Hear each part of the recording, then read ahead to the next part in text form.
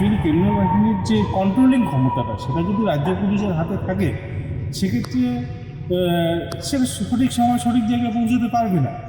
যেটা ভারতীয় জনতা পার্টির কর্মী একদম মানুষের বাড়িতে গিয়ে খোঁজ খবর নিচ্ছে, সব কিছু পরিবর্তন হবে। শিক্ষাক্ষেত্রে আমূল পরিবর্তন হবে, স্বাস্থ্যক্ষেত্রে পরিবর্তন হবে, আমাদের রাস্তাঘাটের পরিবর্তন হবে।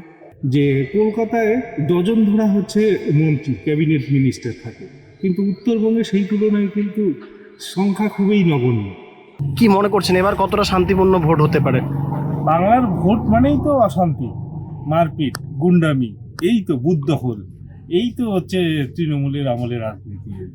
শান্তিপূর্ণ ভোট হয় না? না, কোনোদিনও শান্তিপূর্ণ ভোট হয়নি। এবার আশা করি, দেখি কি হয়, কতটা কি হয়। অ্যাকচুয়ালি কেন্দ্রীয় বাহিনীর যে কন্ট্রোলিং ক্ষমতাটা সেটা যদি রাজ্য পুলিশের হাতে থাকে সেক্ষেত্রে সেটা সঠিক সময় সঠিক জায়গায় পৌঁছতে পারবে না। যেখানে 5 মিনিটের পথ ঘুরিয়ে সেখানে আধা ঘন্টার পথ করে দিবে আর কি রাজ্য পুলিশের যাদের কাছে দায়িত্ব থাকবে। ওরা তো এই সময় ওরা ক্ষমতার রাস নিয়েই ব্যস্ত। সাধারণ মানুষ কোথায় যায় যাক, সেই বিষয়ে ওদের বিন্দুমাত্র হেলদোল নেই। কিন্তু অন্যদিকে যেটা ভারতীয় জনতা পার্টির কর্মী একদম মানুষের বাড়িতে গিয়ে খোঁজ খবর নিচ্ছে যে কেমন আছে, কি অবস্থায় আছে।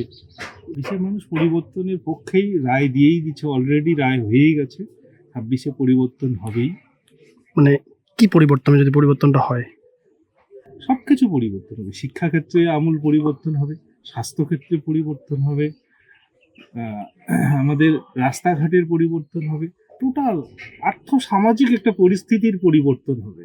উত্তরবঙ্গ থেকে তো শুধু এতদিন তৃণমূল কংগ্রেস যা করেছে ভোটের রাজনীতি করে, এখান থেকে বিধায়ক সাংসদদের নির্বাচিত করে আপনি দেখুন যে কলকাতায় ডজন ধরা মন্ত্রী ক্যাবিনেট মিনিস্টার থাকে, কিন্তু উত্তরবঙ্গে সেই তুলনায় কিন্তু সংখ্যা খুবই নগণ্য।